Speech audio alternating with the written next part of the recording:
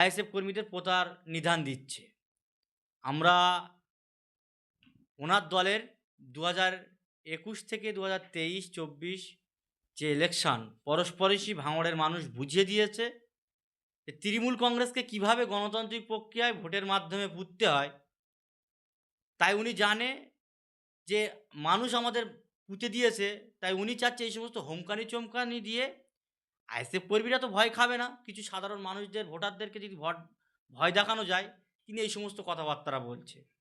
আমরা এই কথার তীব্র নিন্দা করি এবং স্থানীয় পুলিশ প্রশাসনের কাছে অনুরোধ করব যে একজন আইনসভার সদস্য, একজন জনপ্রতিনিধি প্রকাশ্যে সবাই তিনি এই সমস্ত কথাবার্তা কিভাবে বলে।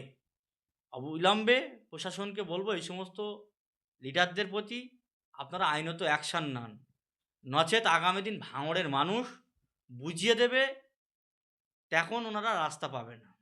সরকার সাহেব আরো বলেছেন যে জনগণের ভোট আমাদের প্রয়োজন নেই, আমরা খেতে নয় খামারে ফলিয়ে দেবো। এই নিয়ে কি বলবেন? জনগণের ভোট তো ওদের প্রয়োজন ছিল না।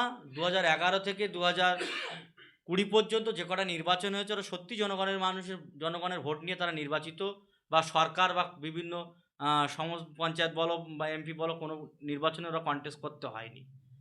কারণ জনগণ তোই পারে একমাত্র নেতাদের ঘুম হারাম করে দিতে, সেটাই করে দেখিয়েছে ভাঙড় বিধানসভার সাধারণ আপামর ভোটাররা। তাই উনি ওই সমস্ত সেই ২০১১ পরে ২০১৬, ২০১৮ এই সমস্ত ইতিহাস তিনি ভাঙড়ে তৈরি করে বলে এই সমস্ত কথাবার্তা বলছে। অত সহজ নয়। ওনার দলের নেতা নেতৃত্ব সহ ওনারা যেভাবে ভাঙড়ের মানুষের মিথ্যা কেস থেকে শুরু করে বিভিন্নভাবে অত্যাচার করেছে, এবং ভাঙড়ের নেতারা যেভাবে সাধারণ মানুষের বিভিন্নভাবে দুর্নীতি থেকে শুরু করে বিভিন্নভাবে তাদের যে জালিয়াতি করেছে, মানুষ ঘুরে দাঁড়িয়েছে। বিধায়ক নওশাদ সিদ্দিকীর নেতৃত্বে তারা তাদের মৌলিক অধিকার, গণতন্ত্রের যে অধিকার